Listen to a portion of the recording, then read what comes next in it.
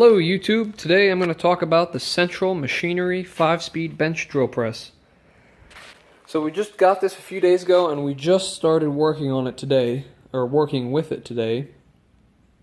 We were using it all day long, and some problems arose out of it that I feel that, if you think about buying this machine, maybe you should know too. So the first problem, which isn't huge, the pulley housing and the spindle were contacting each other. So we had to take a needle nose plier and a hammer and bend that / hammer it down so it wouldn't make contact with the housing anymore. Because that was touchy. Because this right here, that holds this motor back. That's the only adjustment you have. And that was slipping the first time. And the second time, we had that tightened all the way down, but somehow the spindle kept moving forward on us, so we just had to keep pushing the motor back while adjusting that. The second problem, which is sort of related to the third, this engine overheats a lot.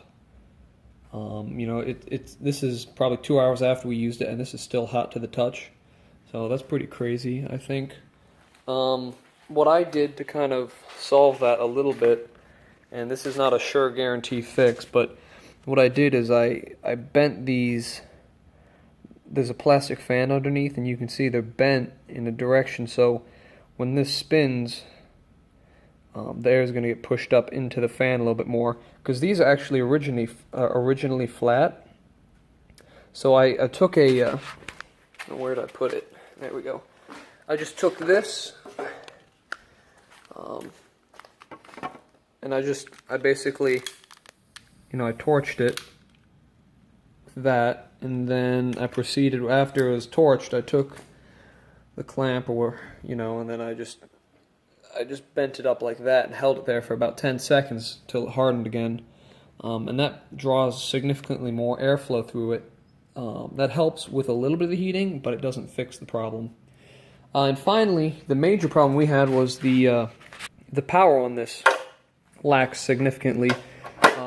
This has little to no power to cut through this wood. We're cutting through pine right now, and we have an 1 1/8" drill bit in here. So it's barely even cutting. This took a couple attempts just to cut through this, and I wish I could show you now, but we're trying to let it cool down.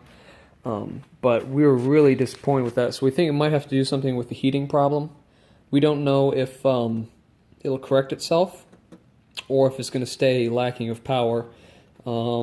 Like I said, we bought this from Harbor Freight. If you're going to have a small project, and I mean small project, you can buy it, or if you're on a budget, that too, I guess. But I would not buy this, in my opinion, if you plan on using it for a while, and so on and so forth. So the nice features I do like about that, they'll not be negative Nancy over here. It does have a little, so you can pull this little pin out, and that'll lock it. So now it locks, and so if you have like a child around, they won't be able to turn it on. And that's what it sounds like on, and that's pretty slow. The reason that is because we have it on the lowest torque setting, because it's barely cutting through the wood.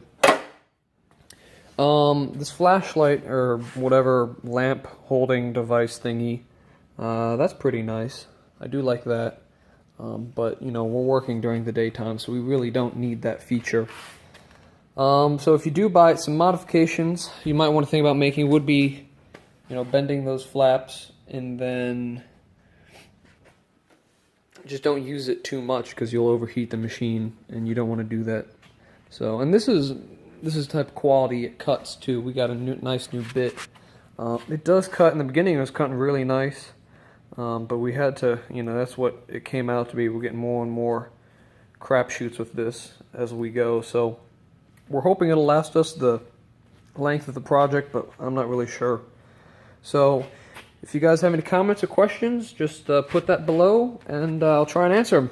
Okay, thanks.